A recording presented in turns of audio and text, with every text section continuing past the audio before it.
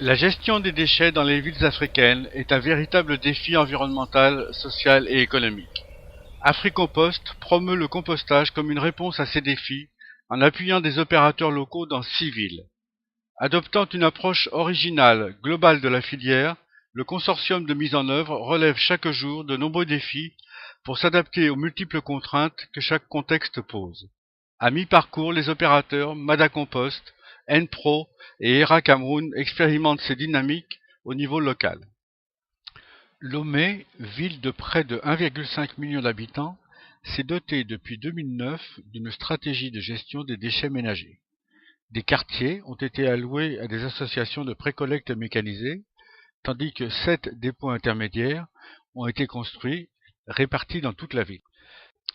Avec l'appui du laboratoire GTVD et financé par le FEFEM, une initiative prometteuse portée par l'une des associations de précollecte Npro a vu le jour pour le développement du compostage à partir des déchets ménagers.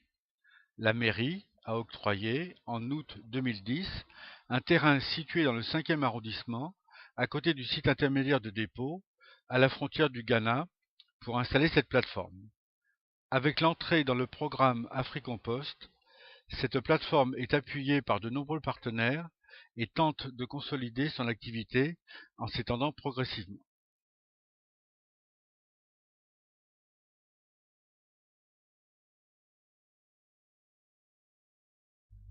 Employant aujourd'hui 35 salariés, la plateforme permet de traiter entre 15 et 20 tonnes jour, mais rencontre aujourd'hui quelques contraintes.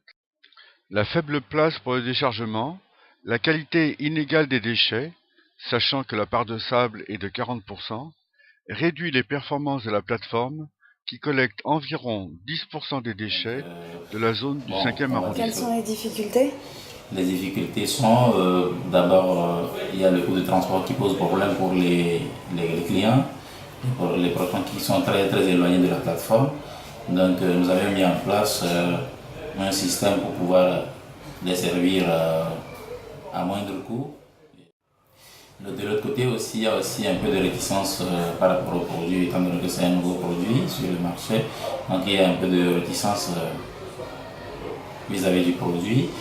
Et aussi, il y a certains concurrents qui sont là, notamment l'engrais chimique qui est là, étant donné que la population. La production nécessite un suivi constant, non seulement des paramètres techniques, temps de retournement, calendrier, température, mais également des éléments organisationnels de gestion des ressources humaines. En effet, la production d'un compost de qualité est stable, conformément à la norme française NF44, nécessite de suivre régulièrement les procédures et de mesurer la qualité en procédant à des tests en laboratoire. Le processus de production est généralement contraignant en termes de temps et d'espace, puisqu'il faut 3 mois pour parvenir à un compost stable et mature. Une des réponses apportées pour répondre à un enjeu de rentabilité est de produire du verre broyé pour le crépissage des maisons.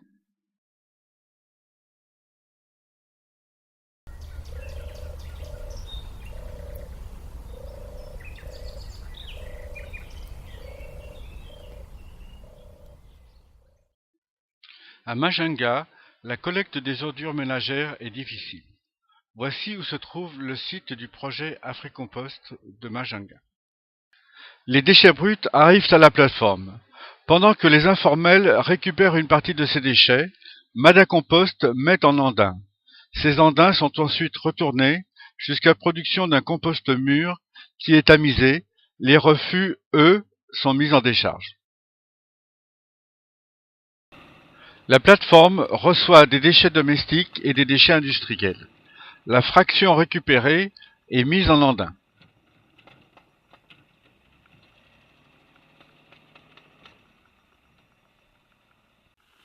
Les andins sont retournés chaque semaine environ. Cette phase est suivie de la maturation d'une durée de 3 à 4 mois, pendant laquelle les déchets sont retournés toutes les 2 semaines environ. Le compost mûr est ensuite stocké. Comme on le voit, il est protégé par des feuilles de bananier.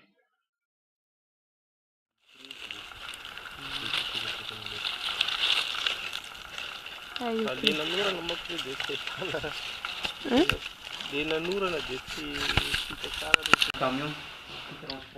Mais la plateforme ne produit pas que du compost. Elle produit également de la corne broyée, très prisée par les consommateurs. En effet, elles sont très riches en azote. Elle produit également divers objets à usage domestique.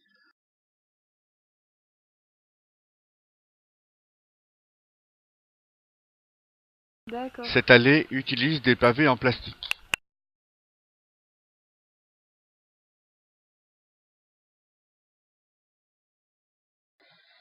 Briquet Eco est un produit de recherche et développement de Madacompost. Voici enfin les points de vente des produits de la plateforme Madacompost ainsi que les commerçants associés.